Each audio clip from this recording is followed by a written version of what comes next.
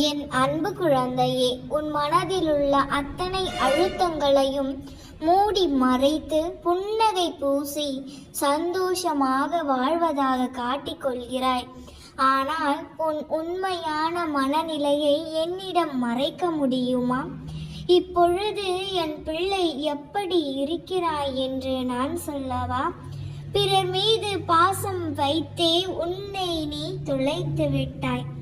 இன்று உனக்கு பரிவு காட்டுவார் யாருமில்லை, ஆதரவு சொல்ல யாருமில்லை.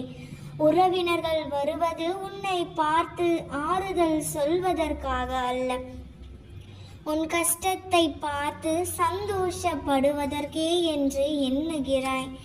நண்பர்களும் உன்னை உதாசீனப்படுத்தி விட்டதாக நினைக்கிறாய். மன இறுக்கத்தால் மனம் நொறுங்கி போய் உள்ளாய். உன்னை நினைத்து நீ சத்தம் இல்லாமல் கதறுகிறாய். உன் கண்ணில் எப்பொழுதும் கண்ணீர் துளிகள் ஆறாக பெருகுகிறது. உன் நிலையை நினைத்தால் அதை பற்றி பேசினால் துக்கம் தொண்டை வரை அடைக்கிறது. இவையெல்லாம் சமாளிக்கலாம் என ஒரு முறை நினைக்கிறாய். மறுநொடியே எல்லாம் எப்படி சமாளிப்பேன் என சோர்ந்து போகிறாய். நிம்மதியை இழந்து பல நாள் ஆகிவிட்டது. அன்பு மறந்து நட்பு மறந்து நெடுநாள் ஆகிவிட்டது. இதோ உன் அப்பா நான் வந்து விட்டேன். பயப்படாதே கண்மணி, நான் உன்னோடு இருக்கிறேன். சாப்பிடாமல் பட்டினியாக இருக்க வேண்டாம். உன்னை நீயே வருத்திக் கொள்வதும் போதும். கண்ணீரை துடை, மனதை ஊக்கப்படுத்து. என் பிள்ளையாக தைரியமாக இரு. ஆறுதல் இன்றி தவிக்காதே. அந்த ஒரு நிமிடம் என்னை நினைத்துப்பார். நான் உன்னோடுதான் இருக்கிறேன். என் மீது நீ கொண்ட நம்பிக்கை என்னாலும் வீண் போகாது. என் நாமத்தை நீ உச்சரித்து கொண்டே இருக்கும் தருணம் உன் வாழ்வில் நீ எதிர்பாராத மாற்றம் ஒன்று நிகழும். நம்பிக்கையோடு இரு, நிச்சயம் நல்லதே நடக்கும். நிம்மதியை தேடித்தானே இப்பொழுது நீ அலைந்து கொண்டு இருக்கிறாய். நிம்மதியாக உணவருந்தி பல நாள் ஆயிற்று. நிம்மதியாக உறங்கி பல இரவுகள் ஆயிற்று.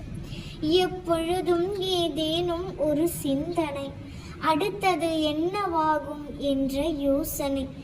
எந்த செயல் செய்தாலும் எதை பார்க்க நேர்ந்தாலும் உன் கண்களும் கைகளும் தான் அந்த சூழ்நிலையில் இருக்கும். உன் மனம் வேறு எங்கோ எதையோ தேடிக்கொண்டு இருக்கிறது. நிம்மதி என்பது வெறும் வார்த்தையால் மட்டும்தான் உன் வாழ்வில் இருக்கிறது. நிம்மதியாக இருக்க வேண்டிதான் இத்தனை விஷயங்களையும் செய்து கொண்டு இருக்கிறேன். என்னிடம் வேண்டுதல் வைக்கும் போதும் கூட நிம்மதியை கொடுங்கள் அப்பா அம்மா என்ற நிலைக்கு தான் தள்ளப்பட்டிருக்கிறேன். கலங்காதே பிள்ளையே, வாழ்க்கையில் நீ விடும் ஒவ்வொரு சொட்டு கண்ணீருக்கும் நிச்சயம் பதில் உண்டு. உன் நிம்மதி இல்லாத வாழ்வை நான் இன்பம் பொங்கும் வாழ்வாக மாற்றுவேன். உன் நிம்மதி இல்லாத வாழ்வை நிச்சயம் நிறைவான வாழ்வாக மாற்றும் காலம் நெருங்கிவிட்டது. அதற்கு முன் உன்னை நீயே தயார்படுத்திக்கொள். உன் மனதை முதலில் தெளிவுபடுத்திக்கொள். சதா சர்வ காலமும் எதையாவது நீ யோசித்து கொண்டே இருப்பதால் தான், மனதை போட்டு குழப்பிக்கொண்டு இருப்பதால் நிம்மதி இழந்து தவிக்கிறாய். வாழ்வில் சரியது தவறு எது என தெரிந்து வாழ கற்றுக்கொள்.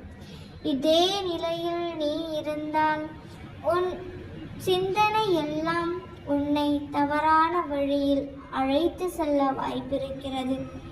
எல்லா சூழ்நிலைகளிலும் போதையை பற்றி பயம் கொள்ளாதே. நல்லதை நினைத்து கொண்டு நல்லதை செய்.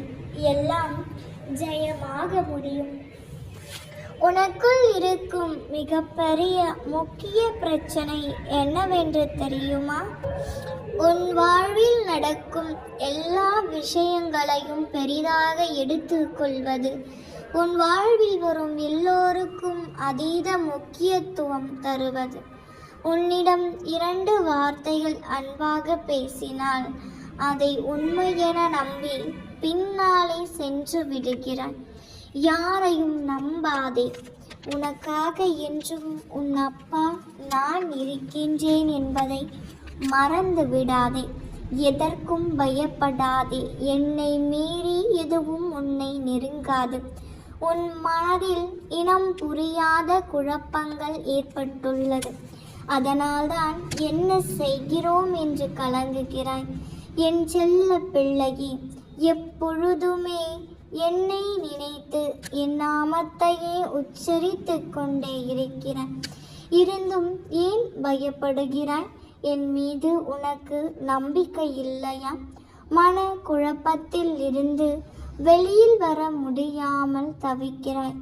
நீ வருத்தப்படுவதை பார்க்கும்போது என் மனம் வலிக்கிறது.